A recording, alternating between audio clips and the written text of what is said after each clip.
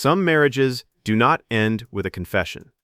They end with a sentence someone says too casually. A sentence meant for one person, but heard by everyone. At my 40th birthday party, a man I had never met raised his glass, smiled at my wife, and said, "Brooke, thank you again for last weekend. I really needed that." He did not know I was standing beside her. He did not know I was her husband. My name is Colin Walker. And by the end of that night, I understood that the worst lies are not always the ones people tell you.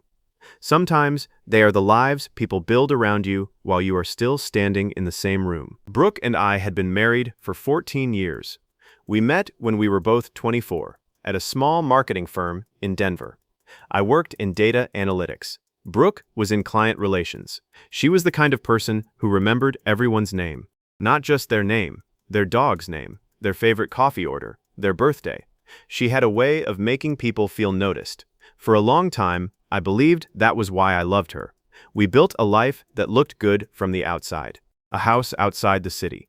2 kids. A small backyard with a fire pit I kept meaning to fix. A golden retriever named Mason who believed every visitor had come specifically to see him. Our daughter Sophie was 12. Our son Evan was 9. They were the best parts of our lives. Brooke had started her own consulting business a few years before my 40th birthday. She worked with small companies on customer strategy and brand communication. I was proud of her. I told everyone I knew how hard she worked. I supported the late calls, the networking dinners, the weekend trips to meet clients. I did not know that some of those trips were not work at all. My birthday was in late September. The weather was still warm enough for an outdoor party, but cool enough that people brought sweaters after sunset.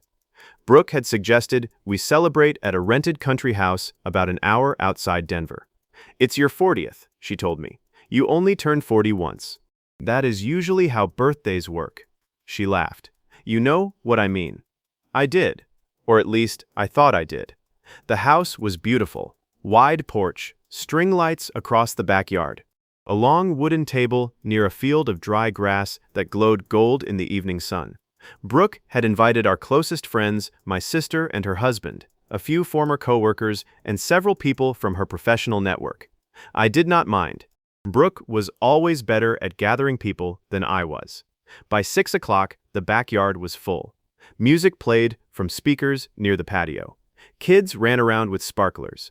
Mason moved from guest to guest, hoping someone would drop food. For a little while, I was happy. My sister, Natalie, handed me a drink and smiled. "40 looks good on you." "That is not what my knees say." "Your knees have always been dramatic." I laughed. And then I looked across the yard at Brooke. She was standing near the outdoor bar. She wore a dark green dress I had not seen before. Her hair was pulled back. She looked polished, confident, and completely comfortable in the center of every conversation. But when she saw me looking at her, something in her expression changed, only for a second. A flicker.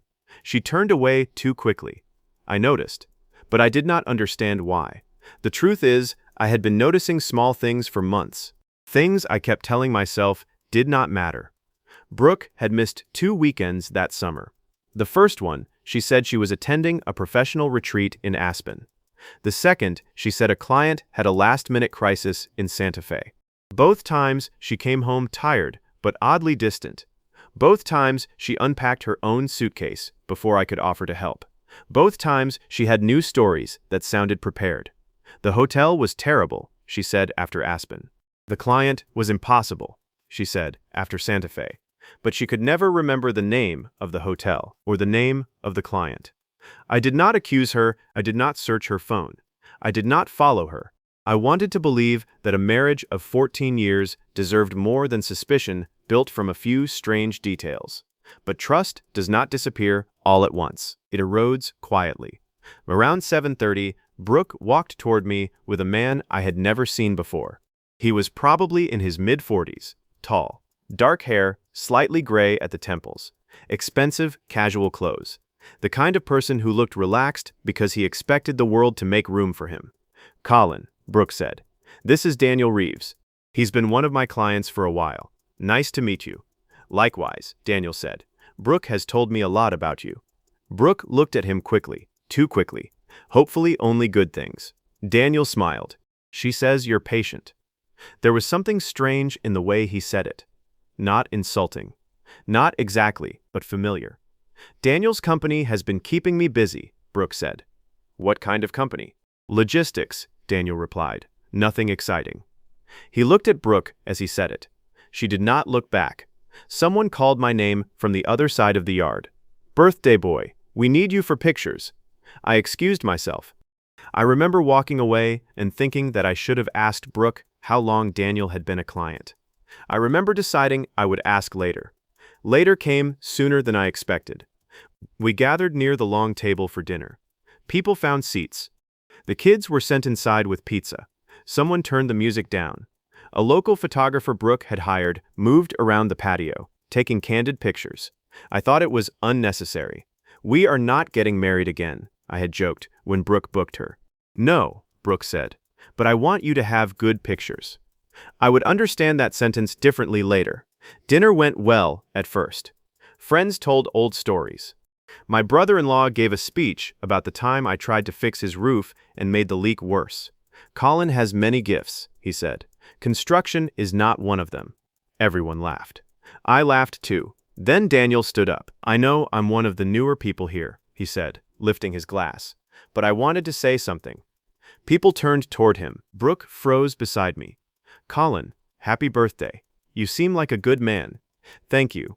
Daniel turned toward Brooke. And Brooke? The whole table went quiet. Thank you again for last weekend. I really needed that.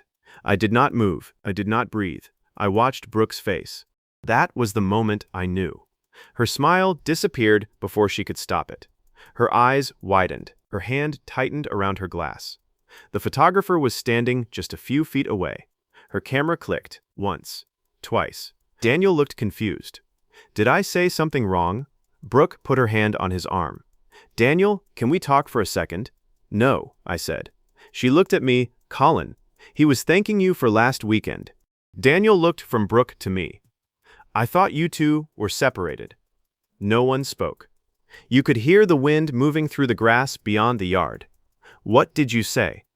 Daniel swallowed. Brooke told me, she told me you had been living apart. Brooke closed her eyes. Living apart? Colin, please. No, let him finish. Daniel looked embarrassed now. She said the marriage was over. She said you could be aggressive when you were upset. My sister stood up from her chair. What did you just say? Natalie. She sat back down, slowly. I looked at Daniel. Have I ever met you before tonight? No. Have you ever seen me act aggressively toward Brooke? No. Then why did you believe it? He looked at Brooke because she sounded afraid. That hurt more than I expected. Not because a stranger believed her, but because she had used fear as a story. She had built a version of me that made her betrayal easier to explain. It was complicated, Brooke said. No, it was deliberate. I didn't know what else to say. You could have said you were married. Daniel would have left. Yes, that is what honest people do when they find out they are involved with someone's spouse. Daniel set his glass down. I didn't know. I believe you. Brooke looked at me, surprised. You believe him? He just learned the truth in front of 20 people. You have known it for months. The silence was unbearable, but I was not angry anymore. Not in the way everyone expected me to be. I felt something quieter, something ending. I stood up and picked up my glass. I could see people watching me carefully. They expected yelling. They expected broken glass. They expected me to give them a story they could repeat later. I did not give them that. Thank you all for coming tonight. Brooke whispered my name. Colin, don't. I'm not going to embarrass you. You have done enough of that on your own. I looked around the table. I turned 40 today. I thought this party was about celebrating the life I had built. Apparently, it is also about discovering which parts of that life were real. No one moved, so I'd like to make a toast to the people who learned today who they have really been living with. I raised my glass, and to the people who now have the chance to choose what happens next. I took one sip, then I put the glass down. You are all free to leave whenever you want. No explanations needed. The first person to move was Daniel. I'm sorry, Colin. You do not owe me an apology. I should have asked more questions. Maybe. But you were not the one who made vows to me. Daniel looked at Brooke one last time. You told me you were free. Brooke did not answer. You are not, he said. Then he walked away. He did not make a scene. He did not need to. One by one, the guests began to leave. My sister hugged me without saying anything. My brother-in-law took the kids inside and told them he had found a movie they were allowed to watch, even though it was a little too late. They did not see the adults falling apart. The photographer approached me quietly. Colin, I'm so sorry. You don't have to be. I took pictures. I knew what she meant. Keep them. Are you sure? Yes. I may need to remember that I did not imagine it. She nodded. I'll send you everything privately. Thank you. Brooke found me in the kitchen after most people had gone. The string lights were still glowing outside. Half-finished drinks sat on tables. The birthday cake had melted slightly at the edges. It looked like a party that had ended too suddenly. I didn't want it to happen this way. How did you want it to happen? I don't know. That is the problem, Brooke. You made decisions for months without ever deciding to tell me the truth. I was unhappy. Then you should have told me. You wouldn't listen. When did you try? She looked away. You did not tell me you were unhappy. You told another man you were separated. I felt trapped. By what? By everything. The house, the kids, the expectations. I nodded slowly. I could understand feeling trapped, but I could not accept what she had done with that feeling. Feeling trapped is not permission to make someone else into a villain. You told him I was aggressive. I didn't mean physically. It does not matter what you meant. You used a word that could have changed how he saw me, how other people saw me, how my children could have seen me if he had ever repeated it. I was scared. So you made me the thing people should be afraid of. Brooke sat down at the kitchen table. I'm sorry. I know, but I do not know what that means yet. I took my keys from the counter. Where are you going? To the hotel in town. Please don't leave. I need space. Tomorrow, we will talk about the children. We will talk about the house. We will talk about what needs to happen. But tonight, I am not going to keep explaining why this hurt. Colin, good night, Brooke. I checked on Sophie and Evan before I left. They were asleep on mattresses in the upstairs room, surrounded by blankets, pillows, and the remains of a movie night snack. Mason was sleeping near the door. I sat beside the bed for a few minutes. I watched my children breathe, and I made myself one promise. Whatever happened next, they would not become weapons in a war they did not start. They would not carry adult secrets. They would not be asked to choose sides. And they would never be told that their father was dangerous simply because their mother needed an excuse for her choices. The next morning, I met with a family law attorney. Her name was Rachel Kim. You do not have to decide everything today, she told me.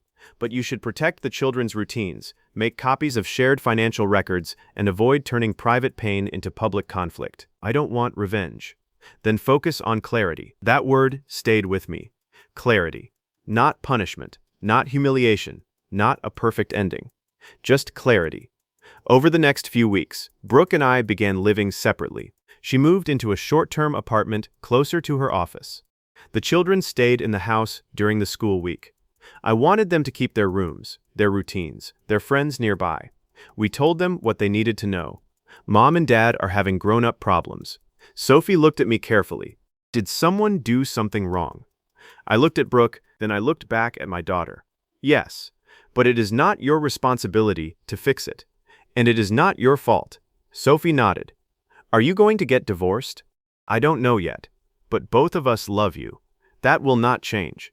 It was the most honest answer I could give her. And after what had happened, honesty mattered more than making things sound comfortable. A few days after the party, the photographer sent me the pictures. I opened the folder late at night after the kids were asleep. There were beautiful images at first. Sophie laughing with a sparkler. Evan feeding Mason a piece of chicken when he thought no one was looking. My sister making a ridiculous face behind my brother-in-law's back. For a moment, I smiled. Then I found the pictures from dinner. Daniel raising his glass. Brooke's face changing. Me standing beside her. The photographer had captured the exact second when Brooke knew there was no lie large enough to hold the truth back. I stared at that picture for a long time. It hurt. But it also freed me. For months, I had wondered whether I was overthinking things, whether I was becoming suspicious, whether I was the problem. That photograph answered every question without saying a word. My birthday gifts remained in the country house for several days. After the party, I had not had the energy to bring them home. When I finally returned, the house was empty. The string lights had been taken down. The chairs were stacked against the wall. The field outside had gone quiet.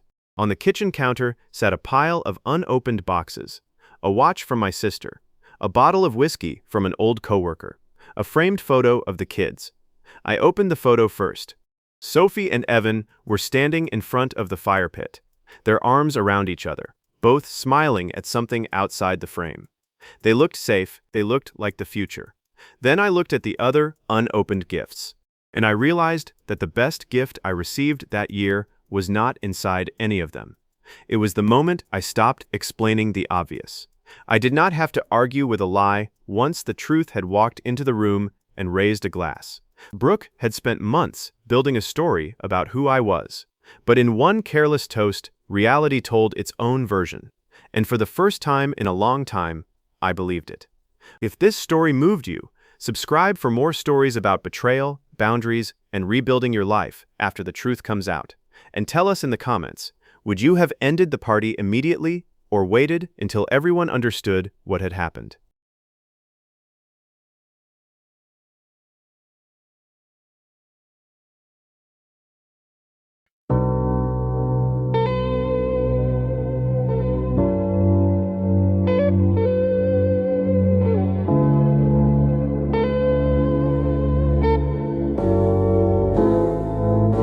The room glows with memories, your perfume swirling in the late afternoon. I run my fingers over the tattoo you traced on my skin. Heartbeats sync, skipping rhythm over silent truth.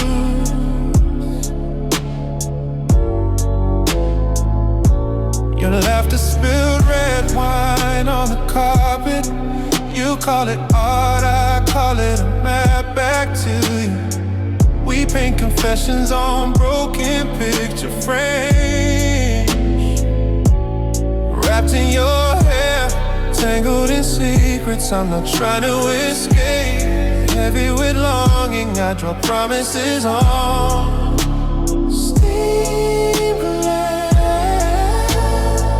You question everything, but I'm steady as your shadow.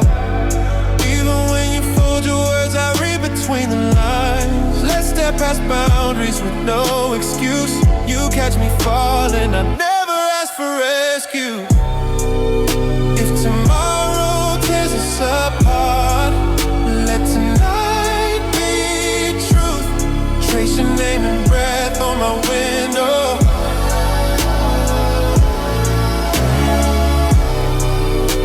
A story written out loud, no silence left to hide. Every word, every mark is ours to keep. Midnight echo stories in the hallway. You collect half smiles for rainy days. Hands speak when mouths hesitate.